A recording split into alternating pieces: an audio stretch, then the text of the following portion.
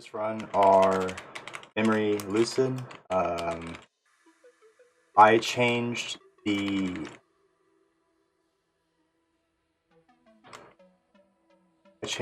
my variable one that I changed to the one that I did differently is I put on Nullification Dino. It's mainly because I don't know this healer, so there's a lot of magic damage that goes out in Temple. I don't know the healer that well. It'll probably save me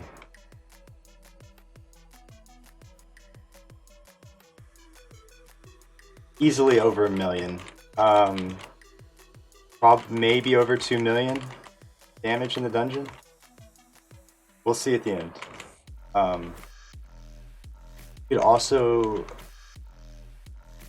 justify wearing Aegis here, the one that you wear whenever you have a lot of enemies around you, for versatility, for increased versatility, because some of the pulls, like, you can make Mareka's room pretty spicy.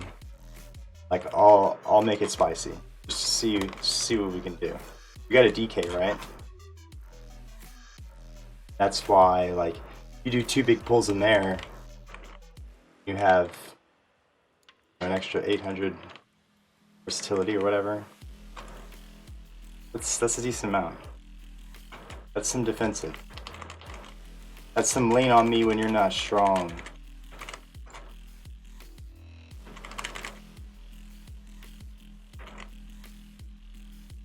Dude, this guy is tuned up, bro.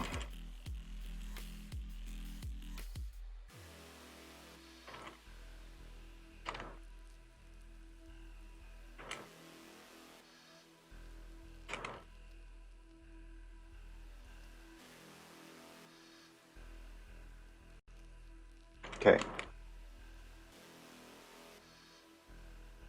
The talents are all the same. I run spell warding because there's a lot of magic damage. Alright, first mob is pack of 3. There is a caster in the mob. Hold on, I will find its name. Got behind. Like, edit it. I'm just gonna skip to this. So, Adderus and Aspects, right? You pull, you hero. If you're tanking, it's always kind of hard to get aggro on Aspects at first. Want to make sure that you have him taunted, because if DPS are hitting him, it's hard because they hero the pull, right? So you got to decide which one to use your taunt on and which one you're hitting. So you're hitting the one, you haven't taunted it, and you try and taunt the other one. There might be DPS on both. So that's a hard one at the beginning of this fight.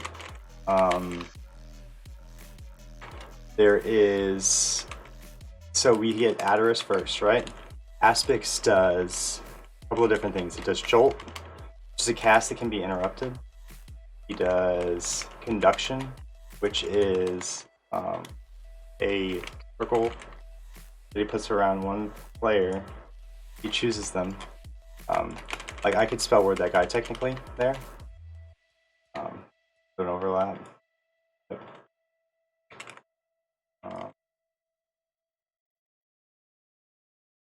Wow.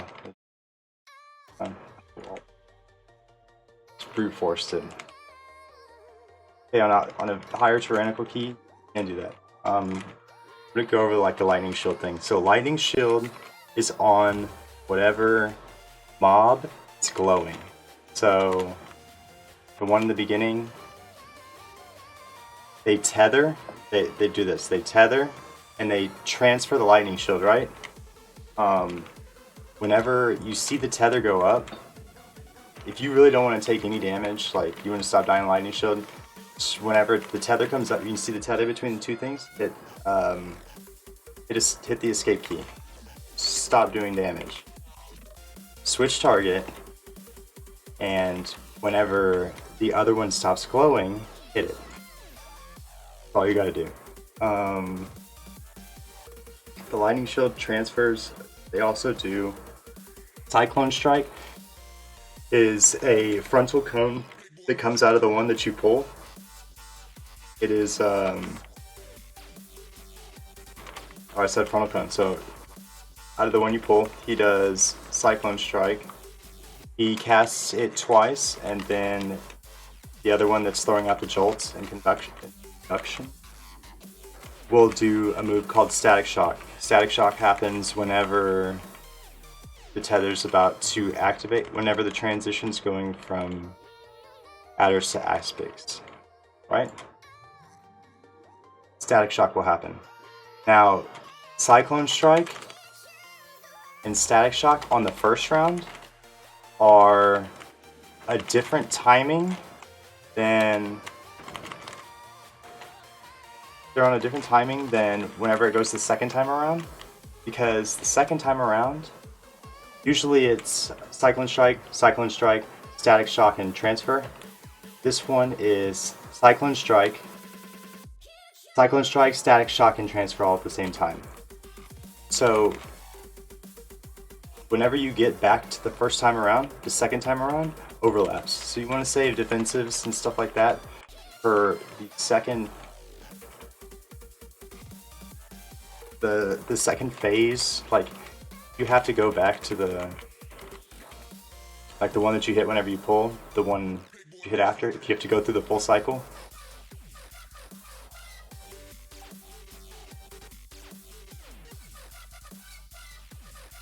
Lol.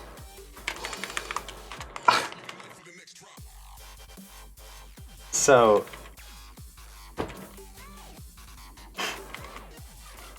that's pretty good, dude. That was a good one. Okay, so where are we at? Whenever you go through the full cycle, damn it, I just ripped.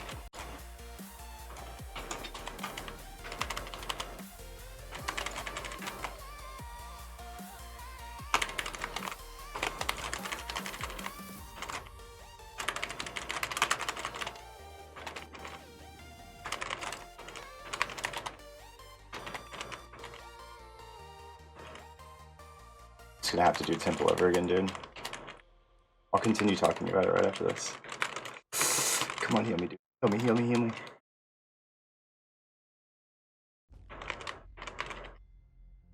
A little bit longer. It gets a little bit stronger. That's how you get in there and you pump some shit out. Just get down, right down to it. So what's up with this room, though? What's up with half the room? Get it done.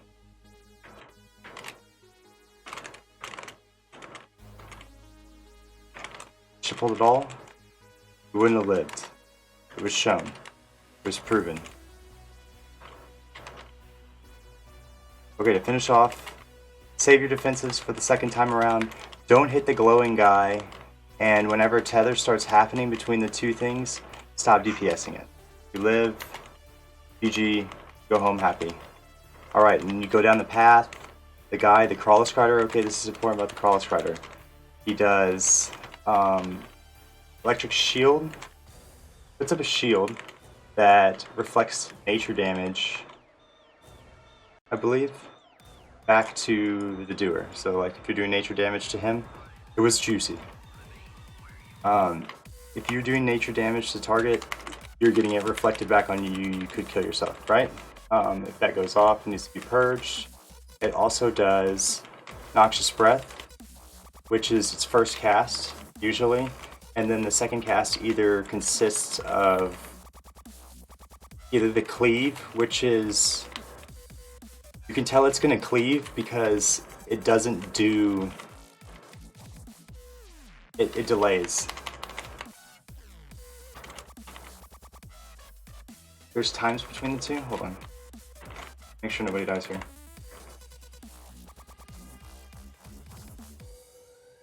So there's the Lightning Shield, there's the Cleave, and there's the Breath, right? If he doesn't cast Lightning Shield for you to interrupt, you know it's gonna be Cleave next. So you can actually try and save DPS that are standing in front of you in a fortified key, because whenever that guy cleaves people in a fortified key, that's why they die. It's because of the Crawler Strider cleaving and people being in the frontal cone of it. you can see that, and you can kind of try and like point his cone away. Want to save people. You want to have people dead, and you know, longer time on you trying to get through the fight with all your defensives, stuff like that. You know, don't do anything. Anyways, the other two kind of speak for themselves. Now, the things in this room, I have to pull the names up in a sec. Dead. Crawler Scriders in this room, you want to always keep, whenever you're tanking them, you want to keep them facing away. If you have to turn and rotate because of, the breath, like maybe say you have more than one pulled, and one's about to do breath, you're not about to soak breath, but the other one might be cleaving, just gotta be very careful with that. Because you'll kill people. If you have to turn it away from... What's going on here? Why? Why have we not gotten the healer on?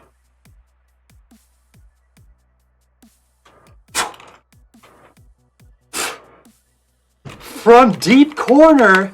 Did you see that judgment, dude? Come on, bro. Get out of here. What's going on? Okay. Is everybody trying to die again? And please kill Marekta.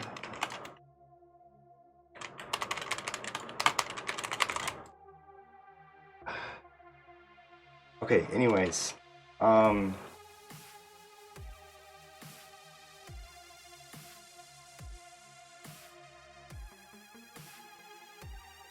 Crazed incubators put lightning crap on the ground. It's an AoE effect under you. You want to make sure you kick that or move where you're standing as soon as the cast goes off. Like if you're a tank and you see the cast go off, move the mob. The spirit, Faithless Tender. Pretty sure that's the one that poisons you, and it does drain, I believe. I think I'm getting these confused. One of them does drain. I'm not going to tell you the name right now. Whichever one does drain, it runs off. Stun it, CP it, whatever. I'm picking up the egg or whatever he's siphoning. And the other one does...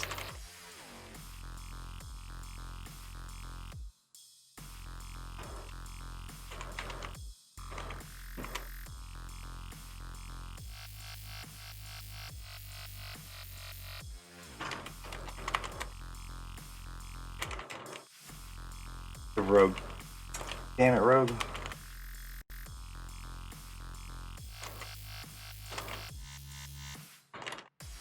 Oh, they're raging. Oh no.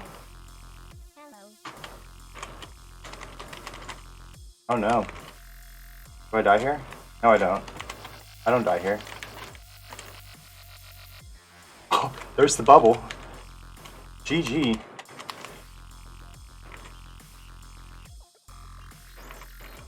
Alright, I'm done. Once the mobs run off, they get to about 40% health. The mobs run off, they do drain, stun it so it doesn't happen. The poisons, make sure that you can dispel them or immune them or something, because too many of them pulled at once, they will wreck you.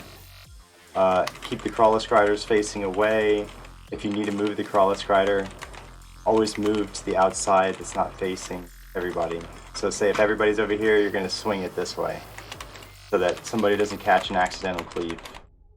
The things that are in between, there is Nimbuses and little Stormcallers. The Stormcallers do shock when interrupted. You can actually stun the Stormcaller mob. You cannot stun the Nimbus mob. You can purge the casts that are on the Nimbus. It gets to 2 and then it discharges, and whenever it does that, people get wrecked. So you can spell steal them, purge them, whatever. Keep the Stormcaller locked down. They do an area of effect. Lightning that is on the ground. It's lit up. Don't stand in that.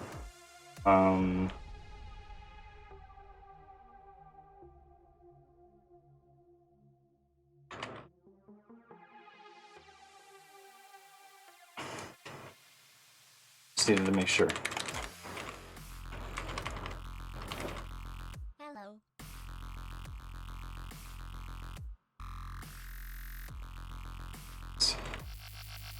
I'm just trying to pump, dude. Give me some TDs. Please put me over 100.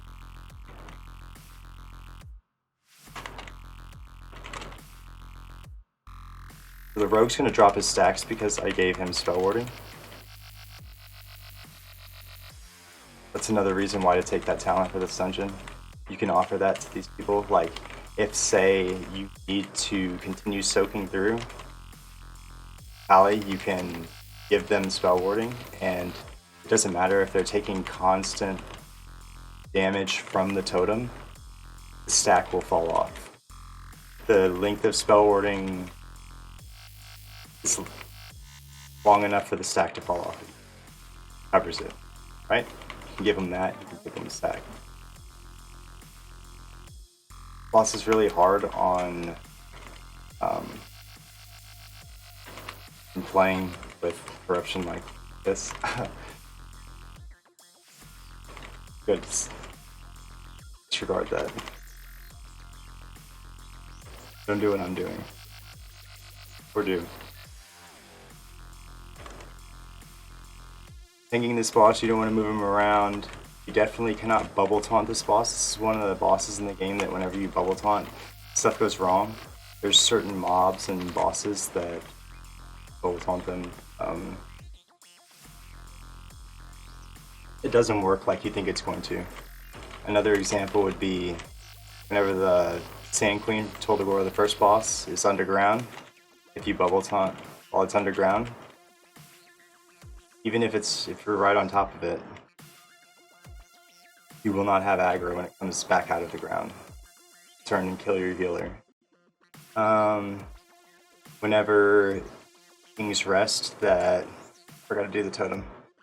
In King's Rest, whenever you whenever he gets on Shala, whenever he gets on the raptor that fears you, bubble taunt him while he's riding the raptor, we'll lose aggro.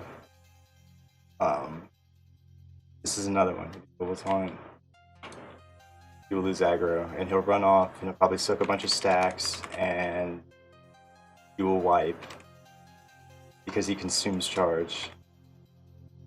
So, weird. Warned.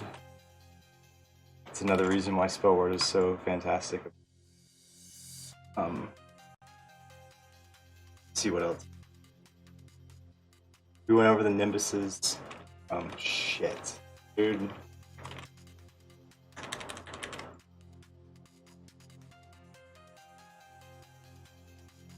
Nimbuses do 2 casts, accumulate charge, a stack, you can purge them, don't let them go off. He does 2 casts and then he discharges. You can purge both stacks, spell steal, do whatever. Don't let the stacks go off. Stormcaller, keep it stunned if you can. If not, you can interrupt it as well. But you can't stun the Nimbus, so you might as well stun the Stormcaller and interrupt the Nimbus. And then purge if all else fails. The statics in between, they're random, they shoot lightning at people, they also jump and cause AoE splash magic damage. Mobs are really difficult because people stand in the same spot, and there's little swirlies that actually spawn on the ground. You can tell where they're jumping a second before. You can see where it's going, or where one is going to arrive. You don't know which one it's going to be. It's just a little circle on the ground of lightning, but you can see it, kind of guess. Generally, I like to try and position myself away from all of the DPS. Like if all the DPS are there, I'm going to be going like over here or something, because they're all going to jump. Proximity, right? But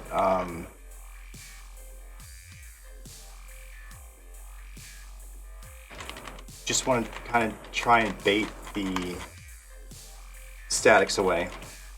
When you do Gavataz, I talked about that. That totem, just run, whatever.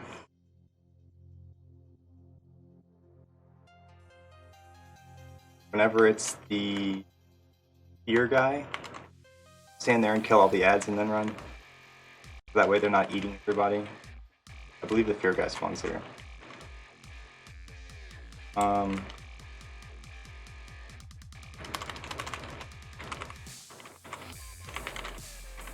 Damn it.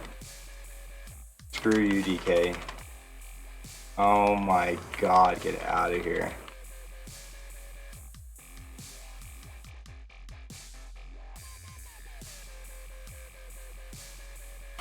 He stole it from me, dude. He came over and stole it. Did you see that? Did you see him just do that?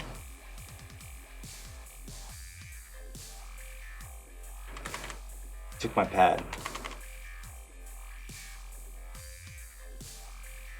So you do this room. I usually light foot it. I go from right to left. I pony first, and then I light foot second. Maybe grab some mobs in between.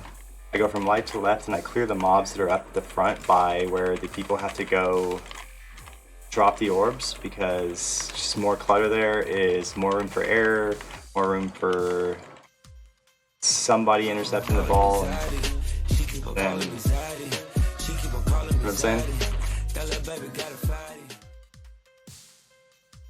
Jathan Brawls? Thanks for the follow, my dude. What's up?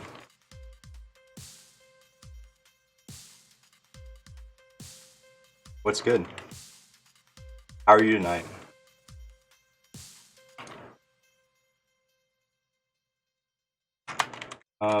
Ball's in the hole. It's in the game.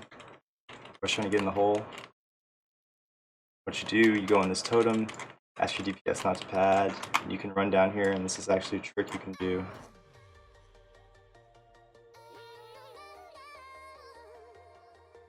Jump on this right here. You got the boss. Right? Called snapping. Very useful for DPS that like to pad, and they don't listen, or they don't come whenever they should be. It's also useful for saving time whenever mobs are a double caster mob, and it takes forever to get. Bro, whoa. This is the first night that I'm doing this. So, dude, fuck yeah, that's super cool. Like, thanks, my man. I appreciate the support. Will you join while we're doing literally, this is the first time I've ever really like streamed and decided I'm gonna do some stuff, you know. Talk about these dungeons, break them down on stream. I was recording before.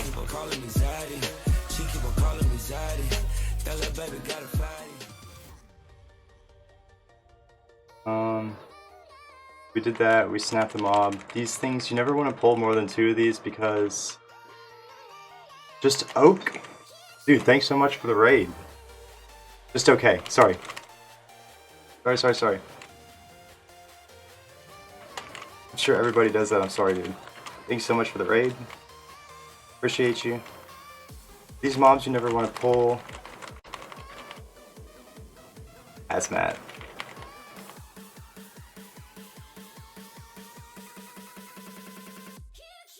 Well, we're here, dude. Welcome. We usually do giveaways and stuff. Dude, Kama Sutra, what's up, my man? Trying to do some stuff for the people. Alright, my dude. I appreciate you, man. Can we get a shout out for him? I am doing like, and Kama Sutra as well, please. On this boss, you want to make sure that as soon as the Heart Guardian spawns, you kill it. You can tell where the Heart Guardian is going to spawn because whenever the boss starts in the or if it's going from first phase to second phase, these 4 guys spawn, right? The Hexers. And also, you'll see going down a little lightning thing on the ground, and you'll see the, like, it's going to look like this, but the Hard Guardian's just going to spawn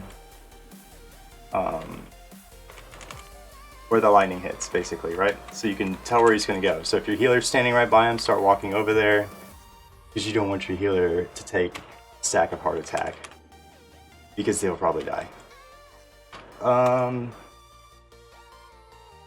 The Hexers, the 4 things that are around, they control the phase shifting. Once the Hexers die, the phase is changed, unless the mobs that are within the phase are not killed. The Heart Guardian's the thing that goes down. You need to kill first. The Plague Doctor spawns usually like 5 to 7 seconds after that. You watch out for the Plague Doctor because he casts. It's a ranged chain. Saw the Heart Guardian come down right next to you. That's a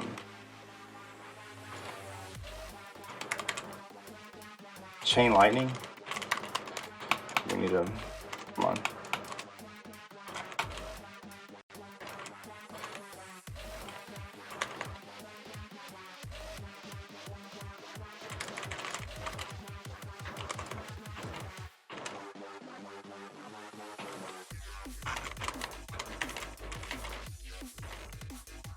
Hold on.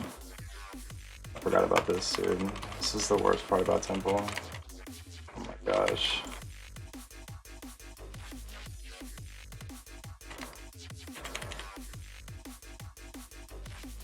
Don't die on me, bro.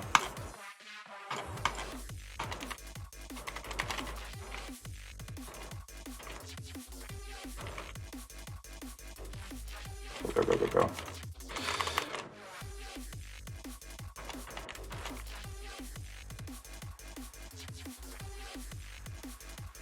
Don't ever do tempos Sethralis on explosive. It sucks. It's terrible. I don't have anything for you heals. I had to dispel for you. Oh, here we go. I used lay of hands on the guys because I didn't want them to die. Rare case. There's explosions going off and I can't have people's health low. So one explosion will kill them. So sacrifice the phase for it. All good. We're done. Anyways, killing the Hexers triggers a phase. You gotta make sure that the Heart Guardian and the Plague Doctor die as well for it to go into the next phase. He drops his shield and you can hit the orb. The orb doubles the healing or healing increase buff. Healing done. On the boss, I don't know the exact percent. But you want to hit the orb because it helps your healing. Helps you get to the phase faster. Frogs start spawning.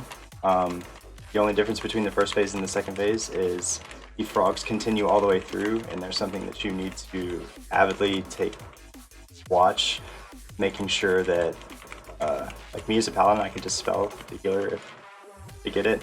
But you want to protect your healer because it's a healing debuff, the decrease in your, right? So you don't want the healer getting that. It's longer in the fight. Chain lightning, and they also sheep people, the Plague Doctors. They spawn 5 seconds after the Guardian. Keep them CC'd or stunned, interrupt. And then there's the in-between phase, and then there's, I mean, rinse and repeat. There's just frogs everywhere the second time, and it's mayhem. If you need to, if you are missing percent, what a common thing is whenever you get the hero buff on the third phase, once you phase it the second time, you pull all these mobs that are either here and here that you skipped with portal. Skip them and they're just right here and here. They're extra just 8%. You just pull them in, have all your DPS come to the front so they don't kill the Hexers in the back. Kill all the Hexers before the trash is dead. You lose the hero buff and your life shortly after. So You want to make sure that people don't kill the hexers in the bag. It's kind of like tell everybody to go to the front or something like that. Don't ever do temple on explosive week because it's actually. I thought we were gonna die.